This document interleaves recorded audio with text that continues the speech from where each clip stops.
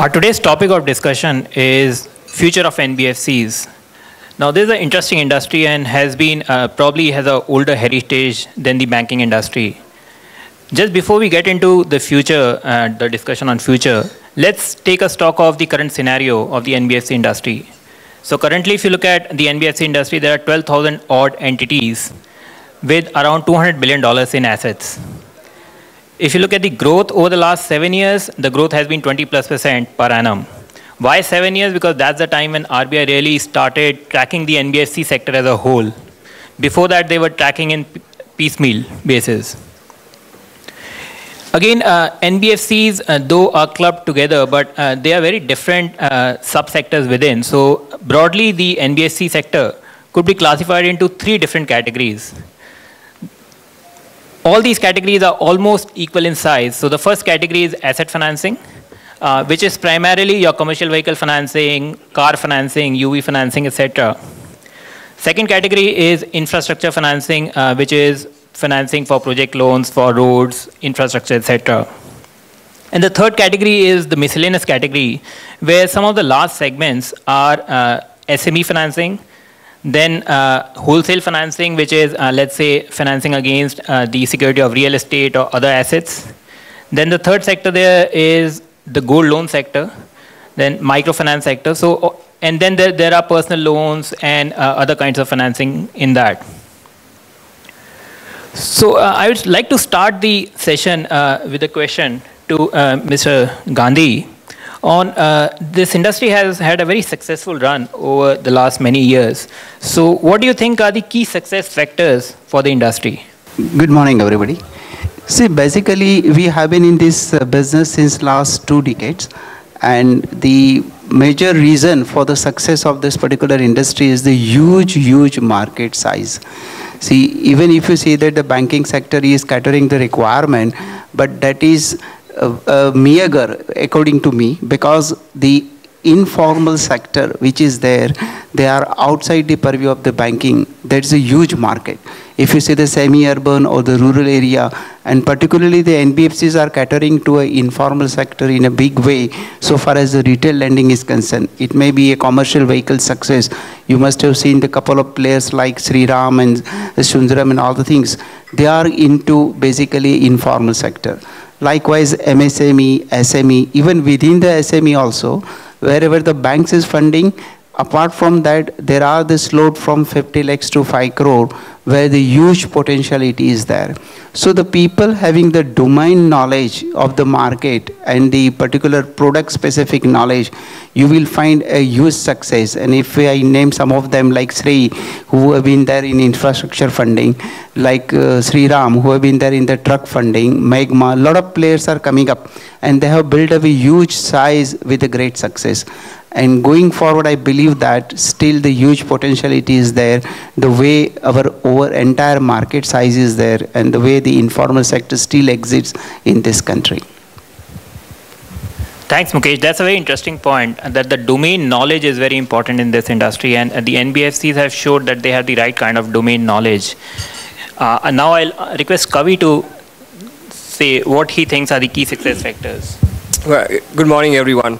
I think I'll start with the same point as Mukesh just mentioned. See, there are basic intrinsic challenges in the NBFC model, primarily coming from the liability side of the balance sheet rather than, there is a huge demand and supply gap fundamentally, so that's asset side is not really a challenge. But given that your wholesale borrowing market is limited and that you end up borrowing from banks and in some way end up competing with them in the same market, one of the best things that has worked for NBFCs is their focus on a certain risk segment. And companies, in my mind, which are focused on a certain risk segment have done better than who've tried to be more generalists. That's point one. Point number two, because they are borrowing at from a wholesale market and then lending, they have to be very tight on their operating models to be very efficient in the operating cost structures. Because that's something which kind of makes the difference between being profitable versus really profitable. The other thing is that how have they used technology and how they built it and weaved it into their operating model to give that distinct advantage. A lot of, if you look at revolution that came in the consumer finance business years ago, came with a lot of use of technology, which has kind of revolutionized that whole sector. Giving 30 minutes approvals and loans when you walk into a store to take a TV, I was never heard of till late 90s. This came from the NBFC sector and not from any other banking institution. So I think these kind of things which have been brought in because of the constraints that the environment that you operate in, I think brings out the best in the business models. Pankaj, you operate in a very different segment as opposed to Ravi or Mr. Gandhi, where they focus on retail. You focus on the wholesale financing side of business. So what are your views on what do you think are the key success factors for your subsector? Good afternoon, everyone. I think it's, the basics remain the same. There is a demand-supply gap. But I think one key factor that works for us, and we believe it will remain an enduring skill set,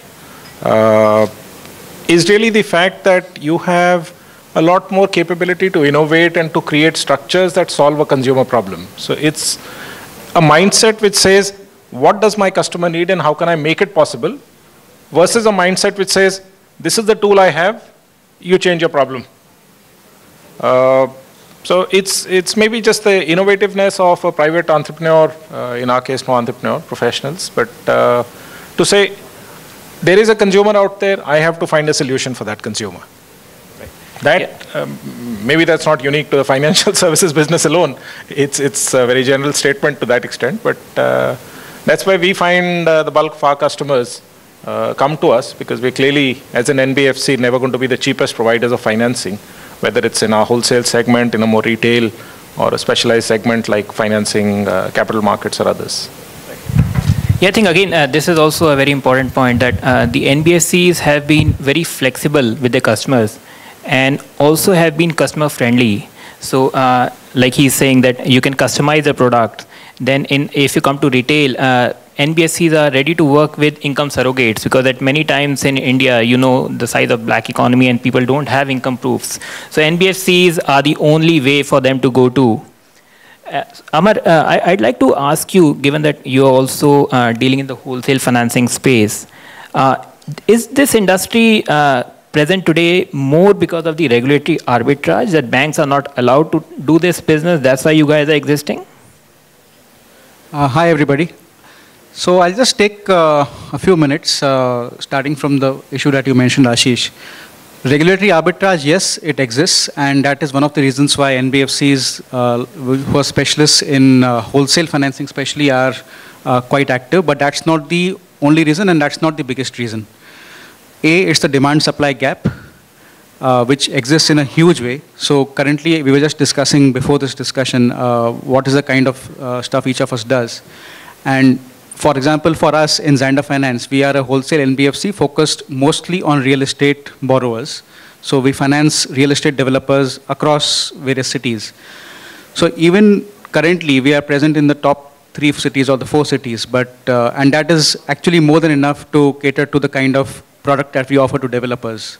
So given that we offer in a space which is very specialized, and that is what makes a big difference. It's all about specialization and the kind of offerings and the products, as Pankaj mentioned on this discussion, that if we have tailor-made products for our customers, which arises out of specialization and understanding the needs of the customers, then there's no end to the kind of assets and the kind of growth that one can really do in this space. It's only a question of how much you are prepared to do in the short term, in the medium term.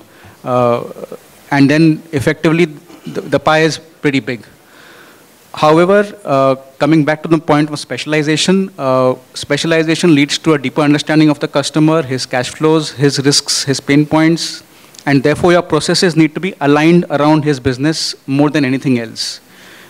You and he need to be speaking the same language and therefore give him the kind of confidence to do a transaction with you. And that is what we have seen. And this is not very different from what's happening overseas in many markets. For example, in 2008 and 9, the complete change in the global markets and the dislocation of credit markets. a lot of banks have actually been shying away from entering into so-called riskier areas, so-called niche areas like real estate, like infrastructure financing, post this period. And a lot of funds have set up vehicles to get only into these areas, funds as well as banks. And banks in turn give money to these specialist entities who then get into these areas because they understand these areas better, and banks then retreat away from more riskier and more perceived to be riskier areas. So that's what is happening globally also in Europe and in the US, and this is a reflection of what's also happening in India. So built to suit, as they say in your real estate industry. Great. So the other thing is, if we see in the recent past, there has been a rush to apply for banking licenses with almost 26 entities applying for the same. So is it that becoming a bank is the only way forward for NBFCs? I like to pose this question to Kavi, given that these are the guys who have applied for banking license. So what do you think, Kavi? Well, no, I guess whether you are a bank or NBFC, there are different business models, and you have to be good and competitive in that space to be successful. Getting a banking license is no automatic key to success. In fact, I've been on both sides. I've worked with NBFCs, I've worked with bank, and then again working with an NBFC. This is a very frequently asked question, I must say, whether it's good to be on the NBFC side, where you deem to enjoy a little bit of regulatory arbitrage, or on the banking side. Well, I think first and foremost, banking does open the other areas or the other pools of revenue, which you cannot access as NBFC. Like for instance, you can't do any revolve products, you can't do any non-fund based as NBFC, and those are very, very good and attractive pools of revenues. On the liability side, it does open up lots of avenues which as NBFCs you cannot access. So, point being that if you are an NBFC, with the given limitations, you have certain advantages, and you work, and I think the common theme coming across as I look at from all other speakers as well is your ability to focus on a certain risk segment and be specialist in that and manage that risk better than anybody else in the industry, and that leads to success. While as bank, given that you're able to address larger set of needs for the customers that you have, it does come with the other challenges which are regulatory. I'm sure 40% priority sector assets, and the other it poses a lot of difficulty in terms of just a business model which is able to deliver a certain profitability. Let's understand whether it's a bank or an NBFC, end of the day, it is a set of investors who have a certain expectation on return on investment. Right, and you have to be good at within both the business models, which has its own set of advantages and disadvantages. Yeah, and also, at least in the medium term, because of the CRR and SLR requirements, this may be a little negative for the NBFCs which convert into a bank. Moreover, one thing which we saw, I was chatting with one of the top 5 CEOs of top 5 NBFCs. So his point was, if you look at the deposit growth over the last 5 years in India, almost 60% of the deposit growth has come from wholesale deposits or corporate deposits. Now, given the state of the economy where it is, definitely that stream will slow down substantially, which means the deposit growth overall will come down. And given the fact that the retail deposit franchisee is very tough to build, that will mean the cost of wholesale deposits will go up drastically. So one reason which NBFCs give for conversion is stability of funding, which may not come at all. We've seen even with the private sector banks which came in 20 years back, almost 60% of the funding for those banks comes from these volatile sources. So do we really get stability of funding or not? That's a question I like to pose to Mr. Gandhi. See, fundamentally, let me tell you one thing. The life is a package deal. You can't say that the bank is good and NBFC is good. All have the brighter sides and the darker side as well. So if you see that only the bank is a solution, I don't agree to that. So in ecosystem, any ecosystem, you require host of the players. It is your objective, what you want to do, where you want to work, whether you want to work on an asset building side more powerfully, then NBFC sector is there. If you want to have very big size, the bank will be the right vehicle to do that. So it all depends upon the individual entrepreneur's objective, that how they want to take it forward. But both have the survival. I don't agree that NBFC cannot survive and ultimately they have to convert themselves into the bank. So that is not the criteria. If I just personify that in a system you require airlines, you require railways, you require autos, you require taxis. You can't say that only airlines will survive because they are very big in size. So here you require for the last mile delivery what NBFCs can do, what MFI can do, the bank can never do that. Not because they don't have intent, but because of their infrastructure, because of their business model. Let me tell you, I am working in an area where the population may be 5,000 and funding a three-wheeler, where the total business may be 50 lakhs, 1 crore. Not a single branch of a bank can survive with a meager market size. Whatever you push them, whatever might be the regulation, but bank cannot do that. That is the fact of the life, and that everybody has to accept it. So let everybody be there in the ecosystem. Why only the bank should do that? I grossly fail to understand some of the logic that bank must do priority sector, and when the NBFCs are already doing the same job, they are thrown out of the business because they will not get the funding. So that is a different thing. But in ecosystem, you require everybody for the efficient last mile delivery. That is what I say. Last mile connectivity. Now, already we see some of the new private sector banks getting to tier 2, tier 3, tier 4 cities. Like today, HDFC has a whole number of branches in these rural areas. And also with potential 7 to 8 new players coming in, that last mile connectivity may be there with the banks also. So do you, Amar, this is a question to you. Do you think that the NBFCs will have to innovate and do something different going forward? See, I think NBFCs have to cater to their own strengths and what they are coming from. For example, if I say that gold loans is an attractive segment and as folks start focusing on gold loans, I'll be a failure within the first 1 month. And vice versa. So you have to cater to what your strength is and what has made you successful so far, and continue growing in that business, continue deriving operating advantages in that business and increasing your market share.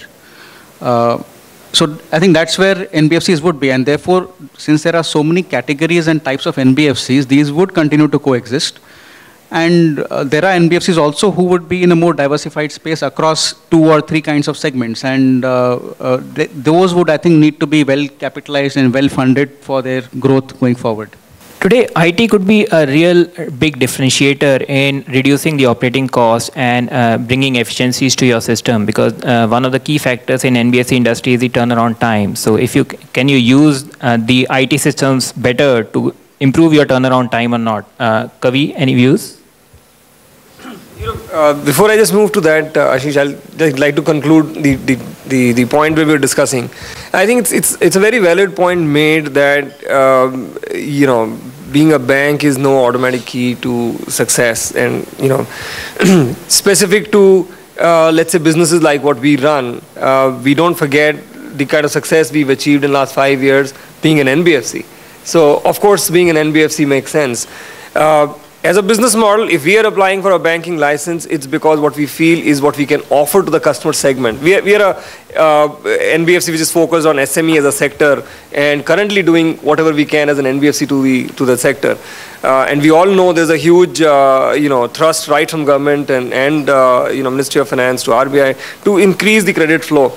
And what we believe as a business model, we can do a lot more with the same customer segment being a bank. So it makes sense for an entity like ours to probably do that. It may not for the others. Maybe if we were doing other business, it wouldn't have made that sense to apply, which is what has happened in a lot of other players who were expected to apply haven't applied.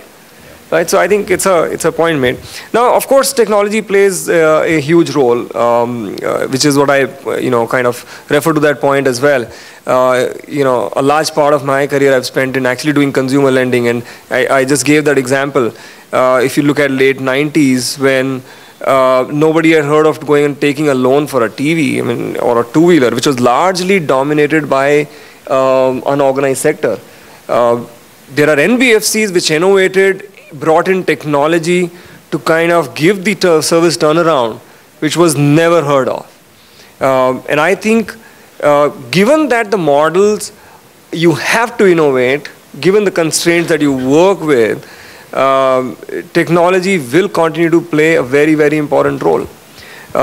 Even going forward, whether you look at when we spoke about a lot in the last decade about how internet would play a role, but I guess the next decade is going to be about how mobile technology will give that edge further to achieve the kind of penetration, the kind of financial inclusion goals that in the country that we're running to provide that. We all know the penetration that we have on mobile platform via the internet platform, given the challenges on connectivity and everything, but mobile has done a wonderful job for this country. So how this will be used more innovatively, whether it is from banking or NBFC, I mean overall financial services platform, I think it'll be interesting to watch, and there'll be a great differentiators coming out of there.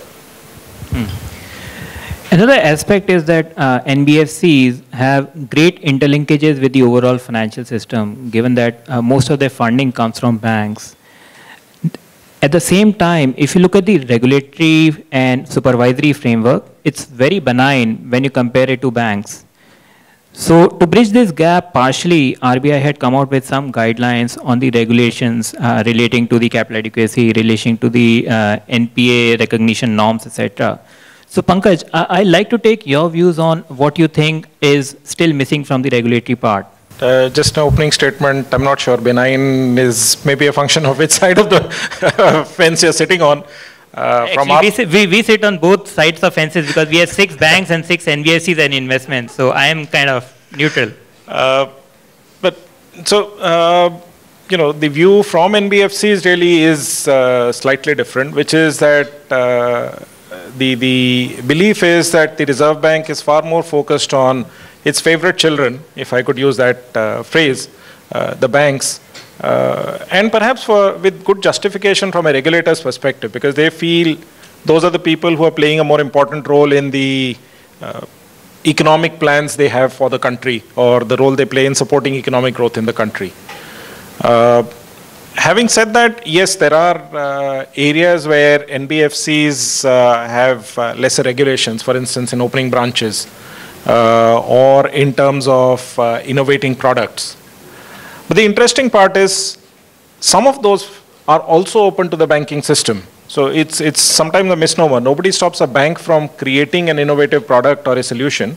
And the foreign banks and the private banks have indeed shown the way that within the constraints of the banking system, you can go out and do that. But the sort of larger issue in terms of a groundwork of the regulatory approach, you know, a point that I had made to members on the panel also in prior discussion, that I think the sector, the NBFC space spans a very wide range of people. You alluded to this in your opening remarks as well. And there is need for distinction across, you know, those entities in terms of the businesses they do, the assets they finance, where they raise their funding, and lastly, their size.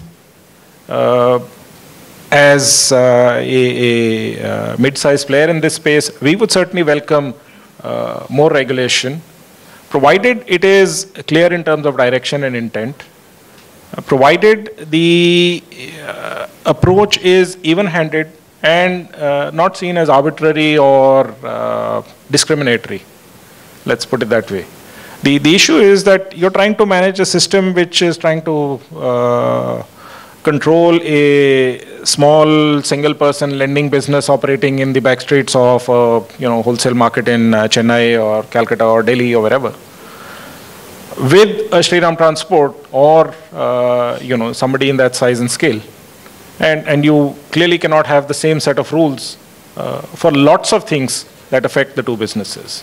So that's where I guess, you know, regulatory change needs to focus on or look at. Yeah, that's an interesting point, that the regulations, one, NBFC is a very diverse sector as opposed to banks. So there are probably 4 to 5 subsectors within NBFCs. So should the regulations be more attuned to each subsector, the realities of each subsector? And second is, even in terms of size, if you look at the NBFCs, the top 50 NBFCs control almost 80% of the assets. So is it important to differentiate between those top 50 NBFCs and all the other 12,000 NBFCs which are very small? So in that regard, Mr. Gandhi, I'll like to come to you and get your views on the same. No, I definitely believe that this discrimination is required, because otherwise what is happening is that for a smaller NBFCs, it becomes very harsh. Let me tell you, those who are funding into informal segment, those who are having a ticket size less than 1 lakh of rupees, all of a sudden you say that your NPA norms will be 90 DPDs.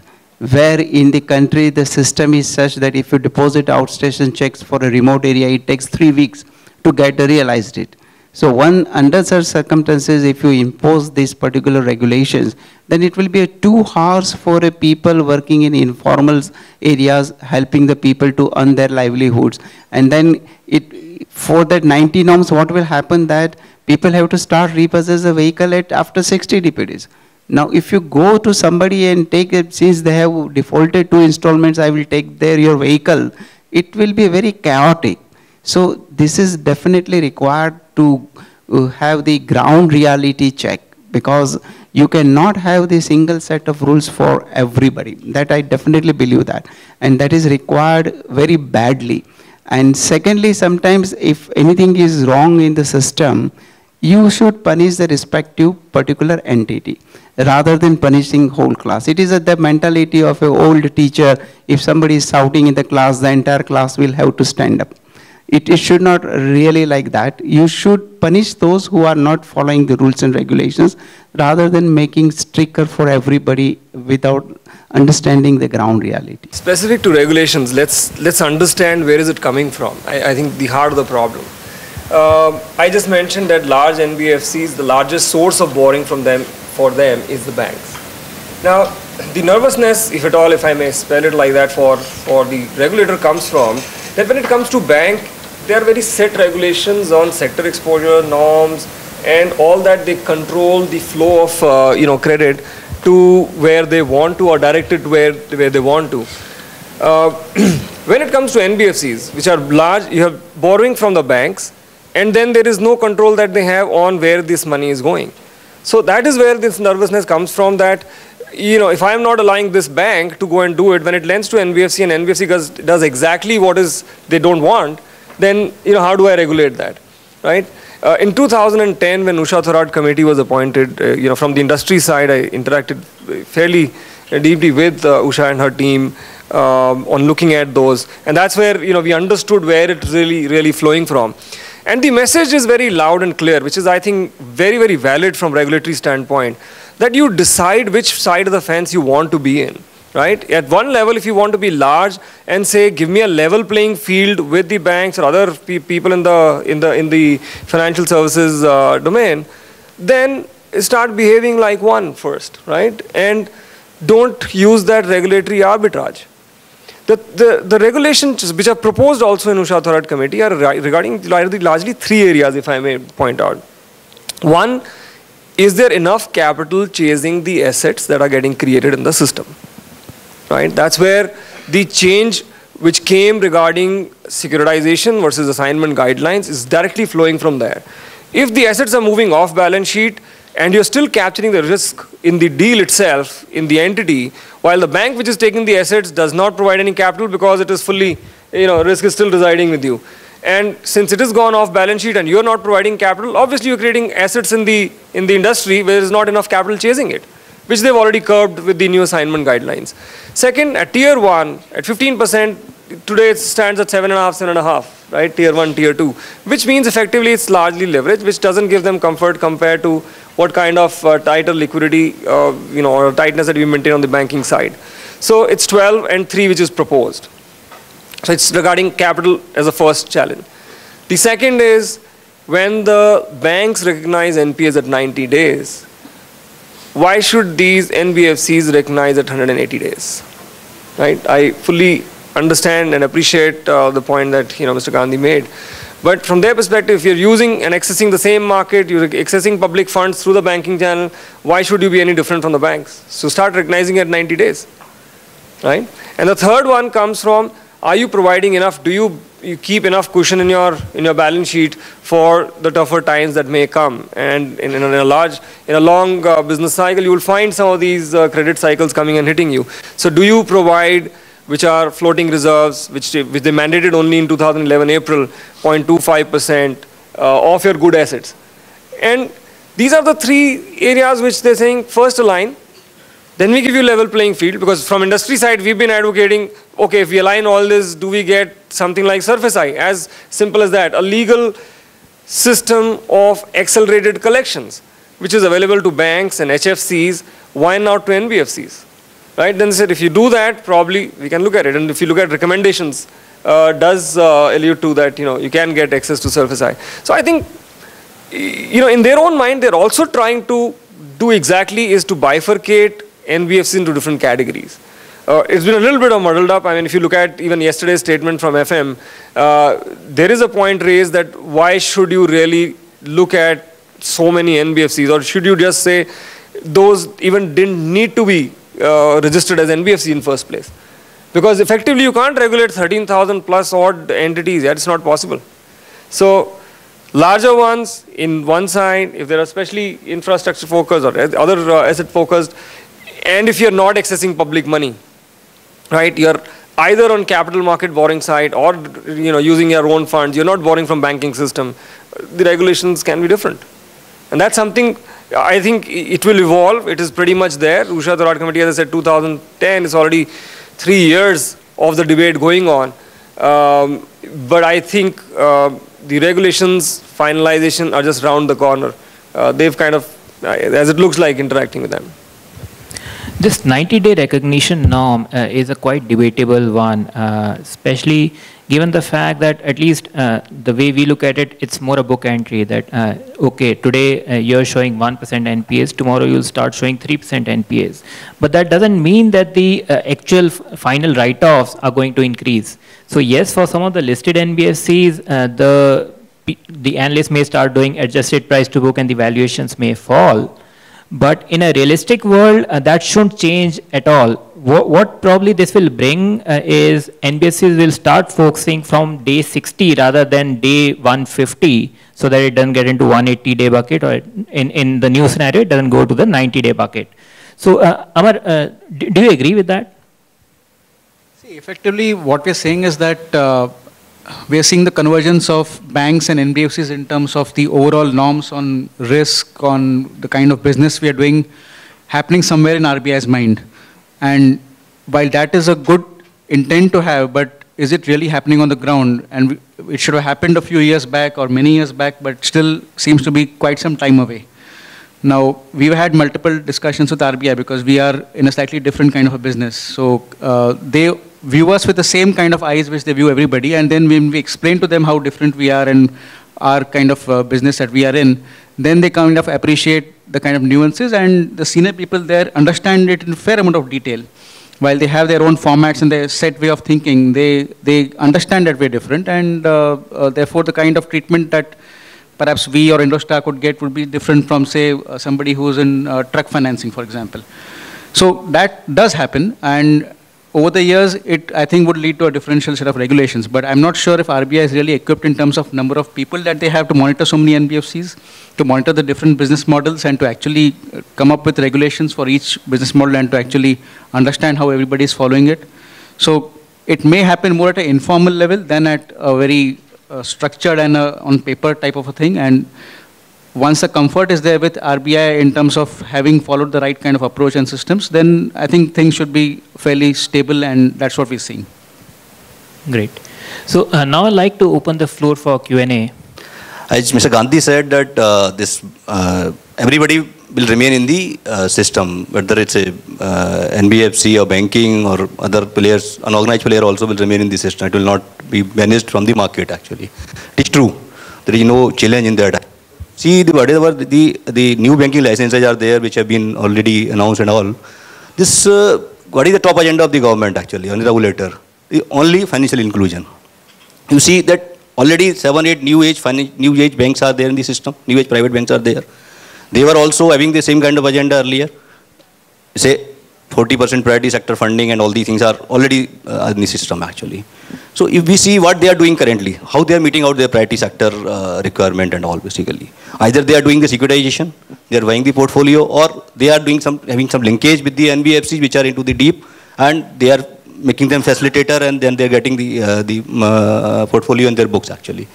So what I feel, even in spite of the new bank will come in the system and all, the NBFCs will remain, and there would be a linkage with the NBFCs and the new banks, because the kind of privileges are there with the NBFCs in terms of NPA norms, in terms of delivery, in terms of whatever the network they have currently in the system. It's very difficult for the new age bank to reach to the rural people in a shortest amount of time actually. It is a long-term game, but definitely the NBFCs will remain in the system. So anybody has any view on that, or anybody want to comment on that?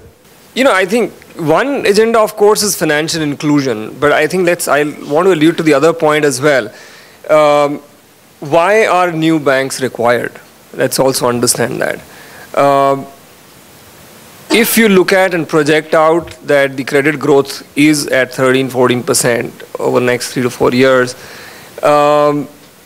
and the Basel III norms are implemented, government will have to infuse between 60,000 to 80,000 crores as capital in these banks. We all know with the way we are and where the deficit is running, how will government ever fund that capital to meet this requirement? So there is definitely a requirement of private capital coming into the banking industry. That's a very very real problem. And I think that's one of the factors which is driving the new banks initiative as well, as much as financial inclusion. I agree that there is a challenge when there are large institutions already in existence and they have been able to do whatever little in that direction. So how would new players come in? Now the only thing is, when you are forced by constraints, that's my personal opinion, when you're forced by constraints, innovation comes out of there. So what, let's say, large players with a very large distribution have not been able to do doesn't mean that it cannot be done at a lower cost of operation. One of the challenges in financial inclusion is that how do you reach out that much and still keep your low, cost of operations under control, which is where I alluded to that technology would play a very important role, how mobile technology is used will play an important role. But some of these constraints put right up front, and if you read the guidelines, you have to start with priority sector 40% year one. You have to have 25% branches in rural areas year one. And you know what that definition is? Somebody's looked at tier 5 and tier 6 cities. It is population less than 1 lakh, as per census 2001. It is extremely difficult to build that. So it has its own challenges, but that's where I believe the constraints will force people to evolve and come out with new models which you can serve both purposes. That's what I think. Hi, this is for Mr. Gandhi or Mr. Arora. I run a used vehicle financing NBFC, so this 90 days of particular interest to me. I mean, don't you think moving from 180 to 90 is going to cause complete havoc for my customer or for me rather, when my customer is a truck driver?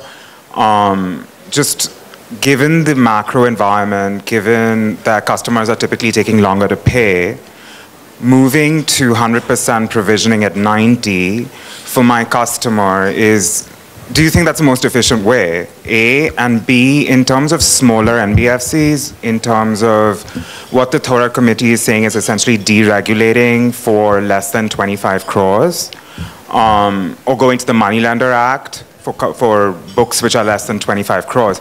I mean, if smaller NBFCs are essentially no longer RBI regulated, it's going to restrict capital access, essentially. You're going to be shut out of public markets.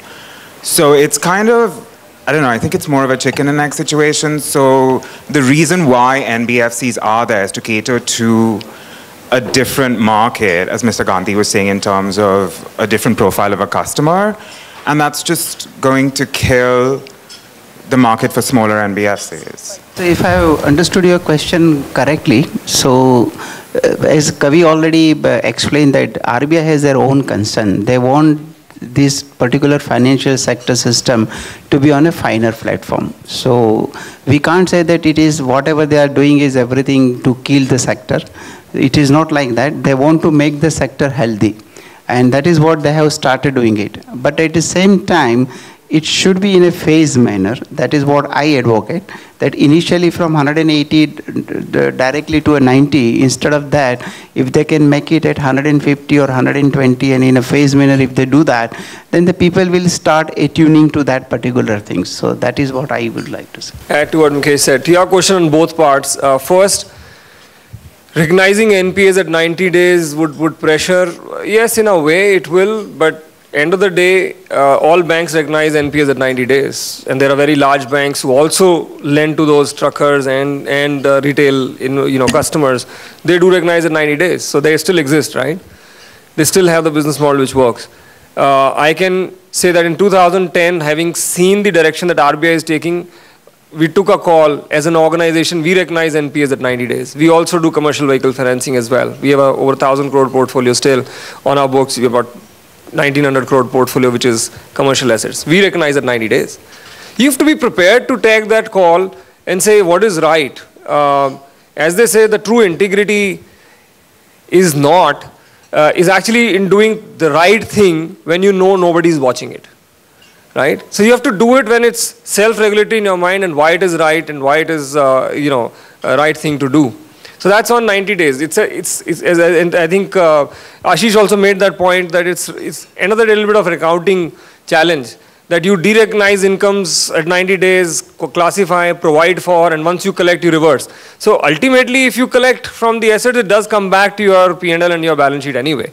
It's just a question of whether you need time, as Mukesh is saying, or in our case, we said we don't need time, we go on a line now. Whatever hit we need to take, we'll take it today. Yes, it does pose challenge to me personally when I'm explaining to analysts or my lenders that why my NPA number is different from the other NBFCs within the sector. And maybe see it with a different shade in front of your eyes, that's all. But over a period of time, it does settle down.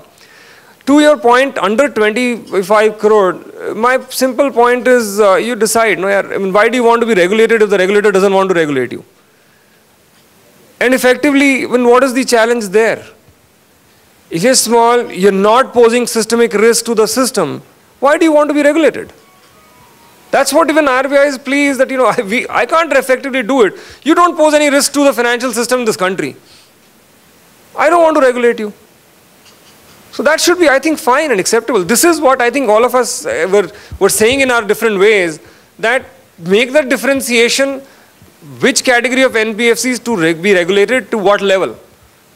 And I think personally it will help big cause in the same direction if we just deregulate all these smaller entities and let them be free and don't get RBI involved in managing them. Kavi, I would like to add to that. The reason why the people want themselves to be regulated is very simple. If they are not regulated, they fall under the Money Lending Act. And in Money Lending Act, there is a ceiling of interest rate of 18%. So we are not addressing the problems in a right perspective. Rather than asking them to change the Money Lending Act at a state level, we are always fighting with the RBI that no, you regulate us. But that is not the real thing. We have to address it differently. In the NBFC segment, there is a thumb rule, 80-20 kind of, 80% is coming from banking and 20% is coming from the promoter side or capital and whatever may be. In other case of NBFC like SME funding and then vehicle funding, microfinance and all, the banks are very much positive or they are willing to fund for their further business growth or further requirement actually. If we see your case, Indostar or Yonder, how are you planning to, because in your case, the banks will not be willing to go for, because as per the RBI guidelines or lot of regulatory requirements are there. So how do you see your growth in terms of raising funds from the outside market actually? If you can, they always say business kind of thing. Sure, that's a very pertinent point. See, our asset side is quite different from other NBFCs, and therefore our liability side also has to be different, as you correctly mentioned. And our capital structure needs to reflect this reality. So because we are in a business which is non-retail, and it is in a business which is focused on one or two segments, therefore our operating leverage in classic textbook sense, the financial leverage needs to reflect this operating leverage. And therefore the financial leverage needs to not be in line with other NBFCs of 5 and 6 and 8 and 9 times. And that is something that people like ourselves have taken a conscious call on before we entered this business. So therefore, there will be a lower debt to equity, a higher amount of equity if you have to maintain the same growth. And what it would entail, therefore, is sponsors with deep pockets and an alignment of interest between the business model and the sponsor's mindset in terms of growing that business. So for instance, if we are in real estate lending and corporate lending to a smaller extent compared to real estate, that is exactly what our shareholders, sponsors, and LPs have in mind for growing this business in India. So therefore, there will be capital calls, there will be debt raising that happens in a modular fashion as we go ahead, and it will reflect the realities of the business. I think Amar summarized the essential principles very, very well, which is you work backwards and you design yourself to say, this is the business I will be in, this is the kind of cash flows I will get, and therefore what do I need to have?